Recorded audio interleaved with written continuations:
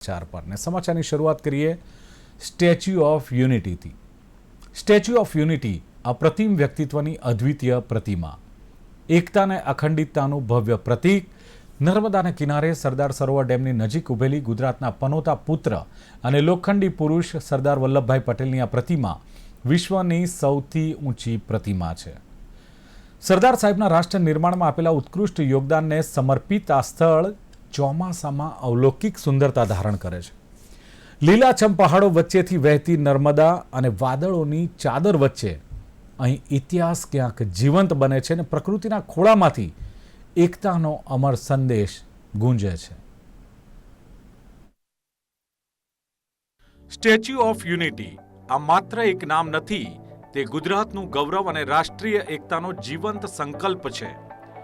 ગુજરાતના પનોતા પુત્ર સરદાર વલ્લભભાઈ પટેલને સમર્પિત આ પ્રતિમા એકતા અને અખંડિતતાનું ભવ્ય પ્રતીક છે। નર્મદાને કિનારે સાધુ બેટ પર ઉભેલી આ પ્રતિમાની સુંદરતા ચોમાસામાં વધુ આહલાદક બની જાય છે। ખળખળ વહેતી નર્મદા અને સાતપુડા વિંધ્યાચલની લીલીછમ પર્વતમાળાઓ વચ્ચે સરદાર સાહેબની આ પ્રતિમા વધુ ભવ્ય અને જીવંત પ્રતીત થાય છે। વાદળોની પાછળ ક્યારેક ઝાંખી થતી પ્રતિમા જાણે કોઈ ચિત્રકારે રચેલું અદ્વિતીય સર્જન હોય તેવો અનુભવ પણ કરાવે છે। વાદળોમાં લપેટાયેલી આ ભવ્યતા પ્રવાસીઓ માટે અવિસ્મરણીય સ્મૃતિ બની જાય છે। સામાન્ય રીતે કોઈ પણ પ્રસિદ્ધ સ્થળની મુલાકાત માટે એક ખાસ ઋતુ શ્રેષ્ઠ માનવામાં આવે છે, જ્યારે તેનું સૌંદર્ય પૂર્ણ ખીલેલા રૂપે નજરે પડે છે। સ્ટેચ્યુ ઓફ યુનિટી માટે શિયાળો લોકપ્રિય ઋતુ માનવામાં આવે છે, આમ છતાં ચોમાસામાં આ સ્થળનું સ્વરૂપ એકદમ અનોખું બની જાય છે। એકતા નગરમાં ખીલી ઉઠી પ્રકૃતિ। ચોમાસામાં સ્ટેચ્યુ ઓફ યુનિટીનું સ્વરૂપ બન્યું અલૌકિક। સાતપુડા વિંધ્યાચલ લીલીછમ ગિરિમાળાઓ વચ્ચે ભવ્ય પ્રતિમા। અવિસ્મરણીય અનુભવ માટે પ્રકૃતિ પ્રેમીઓને આમંત્રણ। મનમોહક આકર્ષણોમાં પ્રકૃતિના અદ્ભુત સૌંદર્યનો સાક્ષાત્કાર। એકતા નગરના અનેક ઓછા જાણીતા સ્થળો બન્યા આકર્ષણનું કેન્દ્ર। શાંત વાતાવરણ વચ્ચે કુદરતના સાનિધ્યનો અદ્ભુત અનુભવ।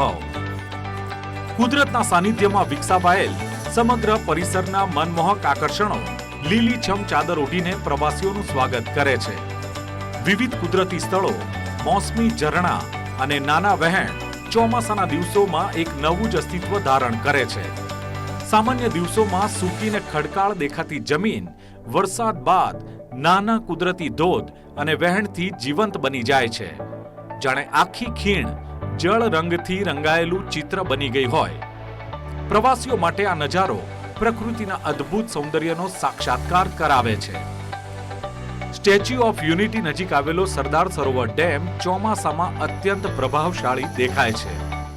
નર્મદામાં વધતા જળસ્તર અને તંત્રના નિયંત્રિત નિર્ણય અનુસાર જ્યારે પાણી છોડવામાં આવે અથવા તો ડેમના દરવાજા ખોલવામાં આવે ત્યારે સર્જાતો નયનરમ્ય નજારો વિશેષ આકર્ષણ બની રહે છે।